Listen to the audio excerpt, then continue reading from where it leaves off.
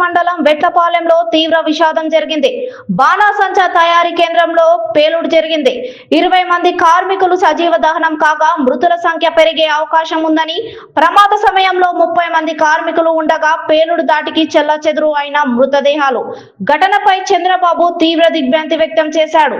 పేలుడు ఎలా జరిగింది, ఎంత మంది ప్రభావితమయ్యారు, నష్ట పరిస్థితి ఏమిటి అనే అంశాలపై ఉన్నతాధికారులు సీఎంకు సమగ్ర వివరాలు అందించారు. ఘటన తీవ్రతను దృష్టిలో ఉంచుకొని వెంటనే ఘటనా స్థలానికి వెళ్లి పరిస్థితిని ప్రత్యక్షంగా పరిశీలించాలని హోంమంత్రికి సీఎం ఆదేశాలు జారీ చేశారు.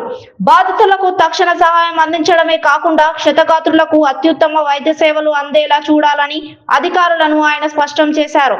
సమీప ఆసుపత్రిలో అత్యవసర వైద్య సదుపాయాలు కల్పించాలని, అవసరమైతే మెరుగైన చికిత్స కోసం ప్రత్యేక వైద్య బృందాలను నిర్మించాలని సూచించారు.